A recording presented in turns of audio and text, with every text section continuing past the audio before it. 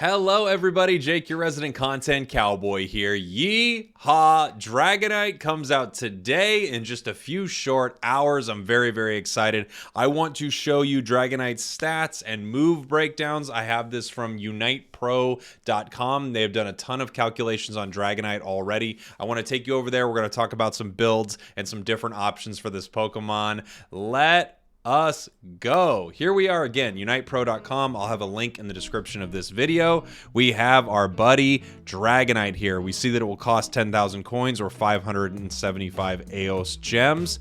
We can see it's passive, Marvel scale, and then multi-scale once you finally evolve into Dragonite. We can see its attacks. So I went over a lot of this in the gameplay breakdown video for Dragonite. I'll go through it briefly here because I think a lot of it's very cool, and then we're going to talk about stats and builds here. Dragonite is an all-rounder, ranged. It is a ranged all-rounder, which is different from all the other all-rounders. You can kind of think of Charizard as a ranged all-rounder, but that it doesn't exactly work like that.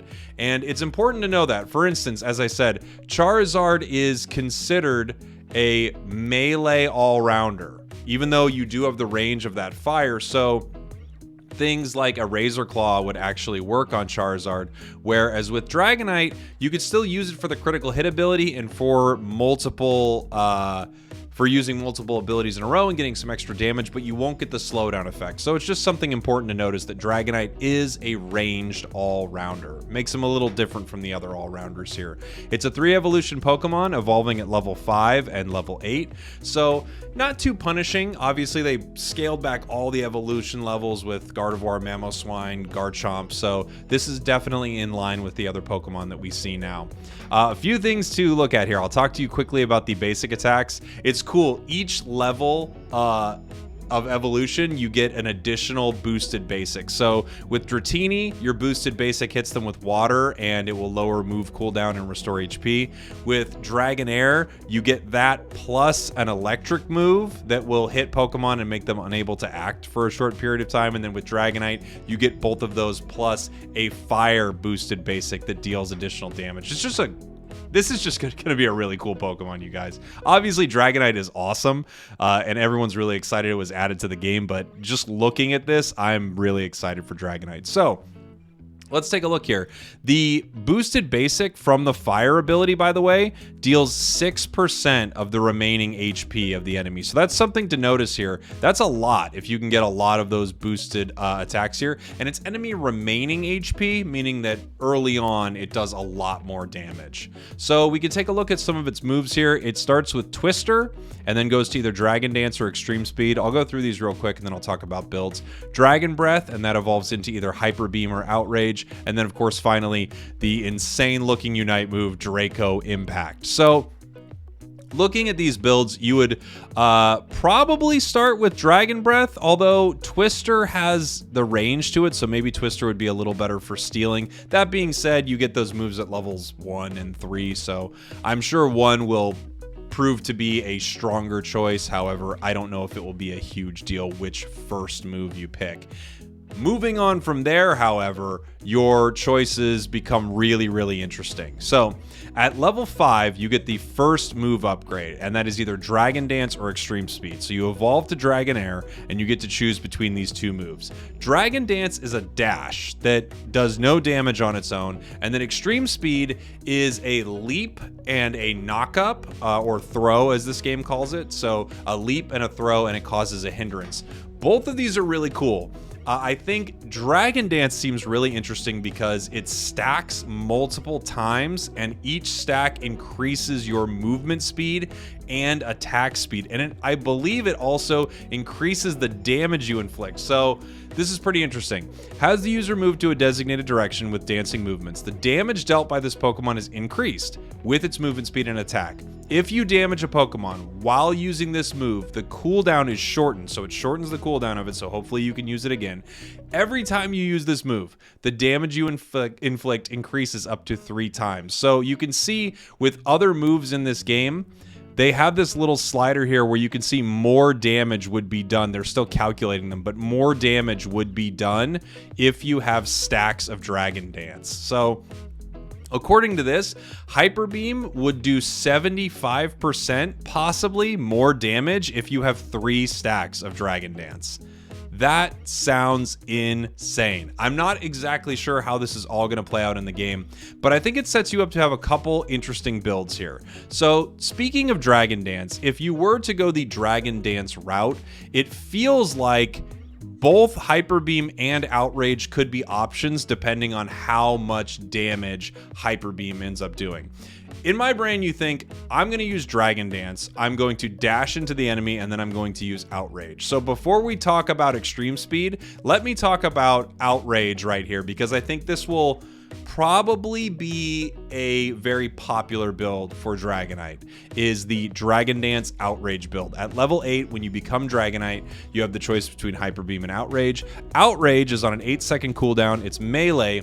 You start rampaging, stomping the ground, and dealing damage to opposing Pokemon in the area of effect. So anyone around you, you're dealing damage to, which means the dash and increased move speed and everything from Dragon Dance is...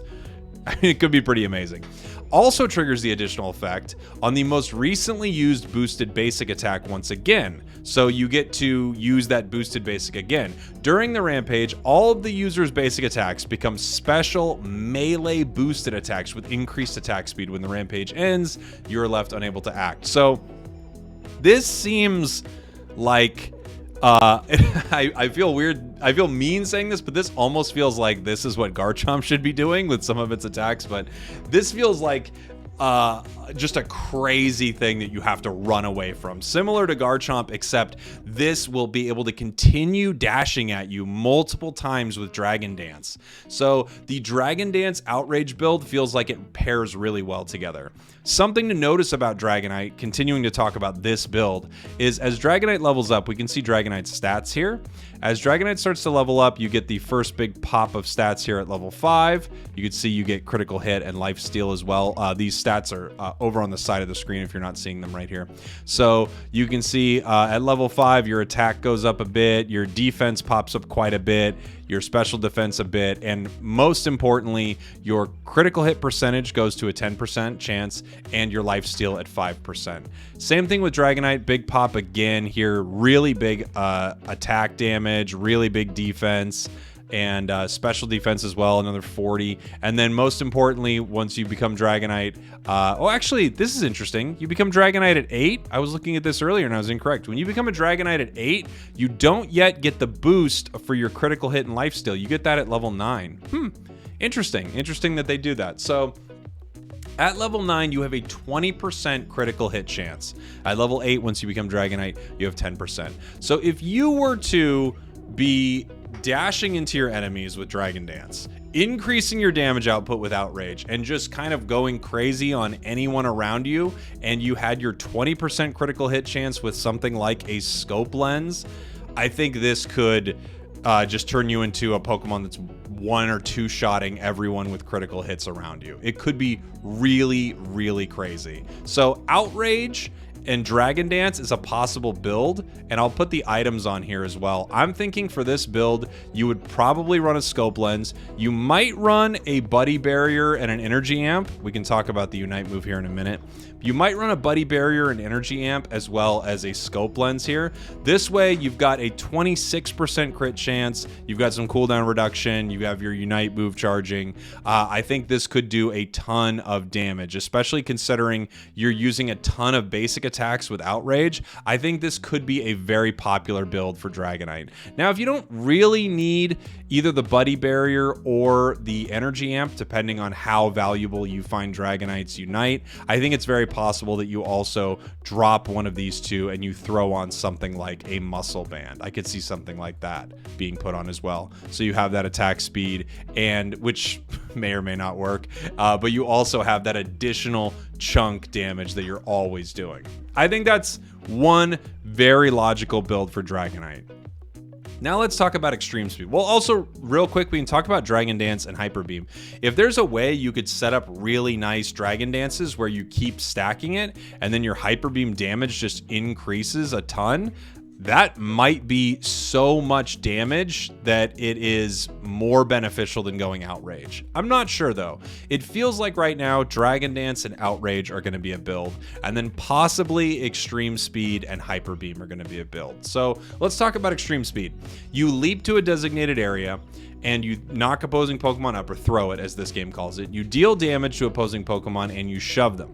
Also decreases the movement speed of opposing Pokemon hit for a short time. Using this move will reset Multiscale's cooldown. So Multiscale passive reduces damage you receive for a short time, and it goes on cooldown after it's triggered. The question I have here is, it's almost as if you use Extreme Speed to engage, slow people down, and you're now tankier with Multiscale. I wonder if, because of that, if the engagement is really good using Extreme Speed, if honestly Extreme Speed and Outrage work together pretty well. Basically, any way you can get next to an enemy and use Outrage, you want to. The nice thing about Extreme Speed is you jump into the fight and then you have more defenses and your enemies are slowed. So both seem pretty good. I'm not positive which one will be the move. However, it feels like Dragon Dance. That's just what it feels like. It has a low cooldown and you can use it multiple times. Although Extreme Speed could be really, really cool. I could talk about the upgrades as well. If the user's movement speed is currently decreased when they use it, that movement speed decrease is negated. So, you know, I'm not sure how often that's useful, but it shrugs off a little bit of CC control effect. So that's pretty cool here, crowd control. And then Dragon Dance, if an opponent's Pokemon is around the target area when you use this move, your movement speed will increase even more. This just feels like you start to get nutty with Dragon Dance. Dragon Dance really feels like you're just going to be going kind of crazy here. Hyper Beam is really interesting because if you look at the damage on it, it hits like a truck. You know, the question is, how beneficial is that and how difficult will it be to hit? And of course, it is that beam. So you can take out multiple enemies with it. If you can charge this right and you know the charging of it, is this really good for stealing objectives? I'm not sure. And do you want to play your Dragonite maybe more at range? Then I think Hyper Beam would be the choice for you. And you can even use Extreme Speed to engage or disengage. So for an Extreme Speed Hyper Beam build, you can look here as the user, aim in a designated direction at the designated opposing Pokemon, charging up power and unleashing a beam of light that sweeps up the ground in a straight line. In addition to the beam's base damage, it also deals additional damage to opposing Pokemon it hits equal to a set percentage of their max HP. The user is left unable to act.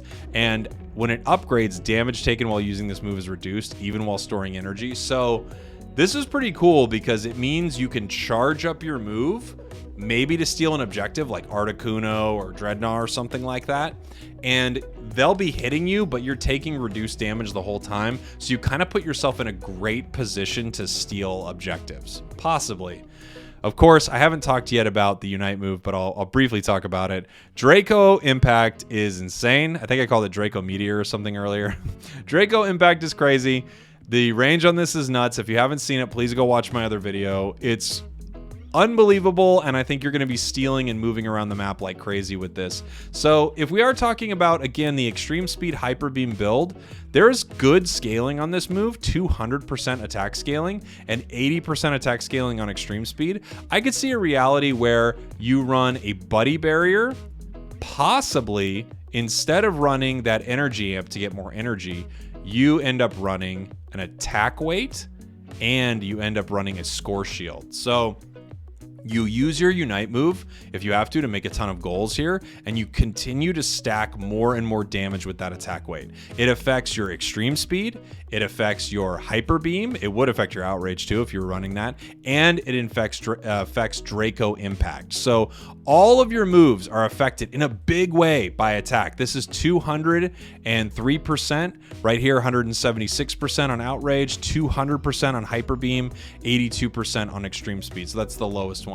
Basically what that means, if you don't know much about that, is for every 1 point of attack. If you have 100% attack scaling, that's an additional 1 point of damage. So if you have a move like Hyper Beam that has 200% extra damage and you stack your attack weight every time you score getting additional attack, you will continue to be more and more powerful with your attack weight, more and more powerful with your Draco Impact, and more powerful with extreme speed.